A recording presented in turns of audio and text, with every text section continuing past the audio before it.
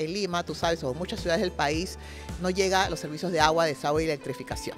Llegan después de muchos años, ¿no? Y finalmente la gente tiene que verse obligada a reforzar su casa ante movimientos sísmicos, temblores, terremotos que pudieran ocurrir. Las viviendas las hacen, como muy bien mencionabas, de madera, en zonas sísmicas, en pendiente, en ladera, sin haber tomado las medidas de diseño adecuadas estructurales. Por ahorrarnos un dinero, recurrimos, como te digo, al maestro de obra o no recurrimos a profesionales idóneos, ¿no? Porque creemos que nos vamos a ahorrar un tema significativo cuando no es así. ¿Ok? Porque realmente tú estás invirtiendo en tu casa propia, en la que vas a heredar probablemente a tus futuras generaciones, la que vas a ocupar no por 20, 30 años, por 40, 50 más años. Entonces es una inversión a largo plazo importante porque está de por medio la seguridad y la integridad de tu familia.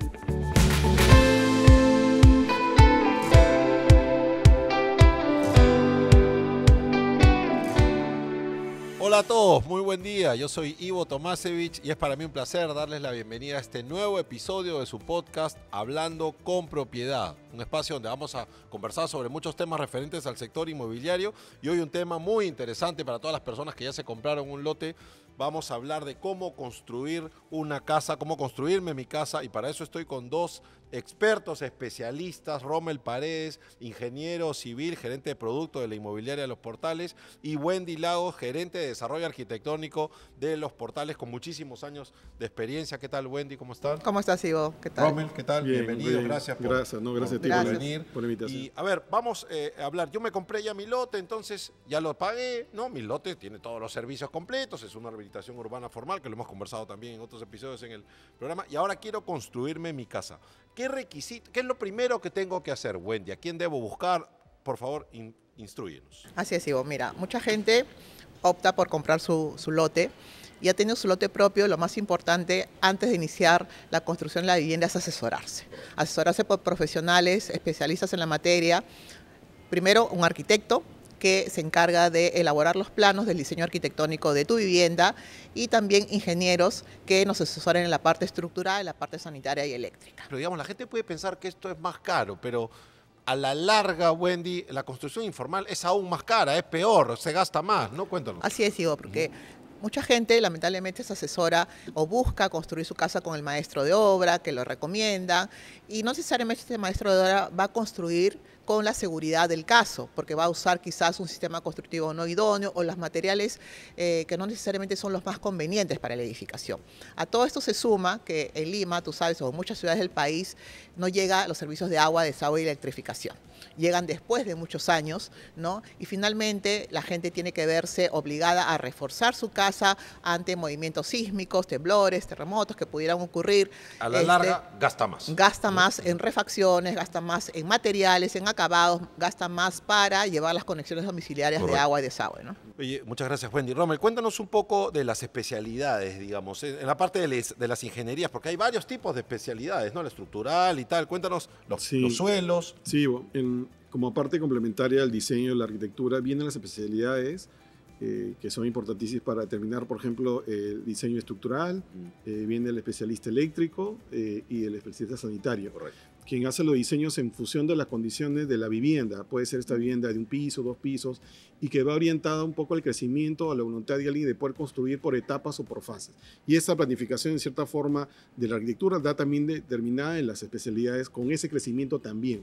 Por ejemplo, si tengo una vivienda de un piso, exactamente. Un piso, pero quiero crecer. Es correcto, pero también importante la cimentación, que es la base bastante fundamental o sólida de cómo va a ir creciendo la vivienda, pero uno hace un cimiento en función del tipo de suelo. Hablábamos un poco de las características del suelo, si es un terreno plano, si es un terreno arenoso, si es un terreno que esté en ladera, que es un terreno rocoso, y en función a ello determinas el tipo de cimentación o el material en las cuales vas a construir tu cimiento y también los elementos estructurales que son fundamentales para el soporte de la vivienda, ¿no? Y el crecimiento que tendrá futuro, ¿no? Con ese crecimiento, ¿no? Acá se tiene la creencia, lamentablemente digo, que por ejemplo un cimiento corrido, el cimiento tradicional, digamos, el que lleva canto rodado, piedra grande, concreto, es el que se debe usar en todas las edificaciones. Y la gran mayoría de los maestros de obra construyen con ese tipo de cimentación. Y Pero no depende necesariamente. del suelo, de las especificaciones. Exactamente, Sí, ¿no? claro. Entonces, eso va a ir variando dependiendo, como tú dices, de las características técnicas del suelo y de otros factores adicionales. Entonces, no podemos estandarizar y pensar que podemos construir igual en Lima, en Ancón, en Santa Rosa, O en en una Caraballo. ladera que en unos terrenos planos y tal, ¿no? Exactamente. Ujú.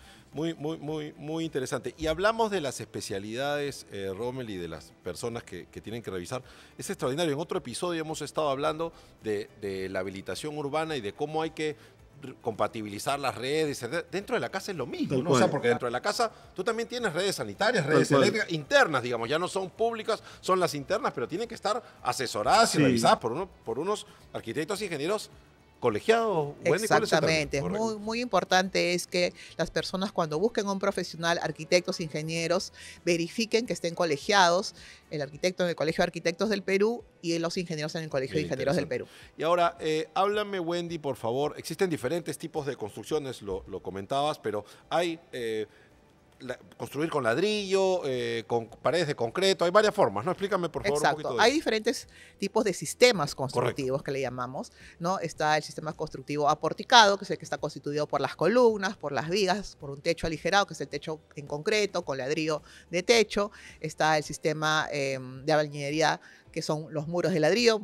albañilería confinada, que se le llama, o también, por ejemplo, ahorita existen las placas de concreto con mallas electrosodadas, que son un vaciado de concreto líquido Correcto. que lleva la Arman estructura la en el estructura medio. y al medio está la malla y vacían el concreto. Pero el uso de estos sistemas constructivos también va a ir en consonancia con el tipo de suelo que tengamos y el requerimiento que se necesite, por ejemplo, de altura de pisos que se necesite. No es lo mismo construir 2 pisos a que construir 5 claro. o 6 pisos, ¿no? Cuando hablábamos de la arquitectura y la ingeniería, hay un tema de compatibilización, se conversan entre ellas, digamos, es súper importante que conversen. Hablamos todo esto y de asesorarnos, Wendy, porque toda esta situación decanta en una licencia y en una permisología, digamos, que es la que hace que puedas construir tu casa y que luego esta puede ser inscrita como una fábrica terminada, aceptada dentro de tu ficha registral, ¿no? O sea, hay unas licencias que tramitar. Correcto. Luego de que uno tiene los planos de arquitectura y de especialidades, el siguiente paso es ir a la municipalidad Correcto. para tramitar lo que se llama la licencia de edificación o la licencia de obra, ¿no? Aquí en la municipalidad va a haber una comisión técnica conformada por arquitectos, por ingenieros que van a revisar ese proyecto, ¿ok? Y van a ver si cumplen las condiciones técnicas de acuerdo al suelo, de acuerdo a la altura, de acuerdo al tipo de edificación que se va a hacer. Y lo que va a decantar esto es en la emisión de un documento que es la licencia de edificación y recién con ese documento puedes dar construir. pasado. Y luego paso me a imagino habrá construcción. una conformidad de obra y ya luego va al registro público como la Correcto. fábrica que le llaman que se inscribe. Correcto. Rommel, hablemos un poco, y es un tema que la gente lo conversa mucho y lo comenta, que es el tema de la seguridad ante los sismos. No estamos en una zona, ya conocemos, Lima está ubicado en una zona sísmica, y digamos este tema de la seguridad, esto tiene que ver con la asesoría, con las ingenierías, con lo que estamos conversando. Es ¿no? correcto. Por eso que en realidad, si nos asesoramos bien con personas profesionales responsables que conozcan mucho las condiciones justamente de la calidad del suelo, el lugar sísmico donde vamos a construir nuestra vivienda, esto definitivamente va a ir enmarcado a la determinación de evitar que la vivienda tenga un problema de que se caiga en procesos definitivamente sísmicos, un Correcto. temblor o un terremoto. Ahora, es importante de que todo vaya en función de que estos planos tienen que ser con el especialista adecuado y tienen que ser aprobados, porque yo puedo tener un especialista que no es el idóneo en justamente estructural, ponte, no sé, un ingeniero eléctrico, definitivamente puede tener un problema futuro que no lo vas a poder oír, sino después.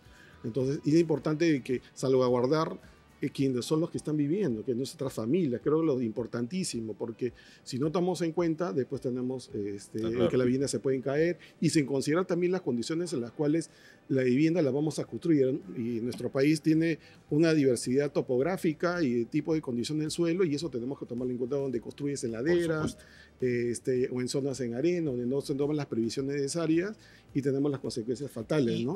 una pregunta más, otro tema importantísimo, el tema de la seguridad ante los fenómenos naturales y Lima sabemos, ¿no? Pero digamos, ¿qué tanto puedo planificar? Yo puedo pensar desde ya cuando me asesoro por un arquitecto o un ingeniero colegiado, si yo quiero hacer 2, 3 pisos y los puedo hacer después y continuar, digamos, solicitar una nueva licencia, volver a ampliar, inscribir. Sí, ¿Se puede? pero hay que tener en cuenta una cosa, que es algo que se llama la zonificación.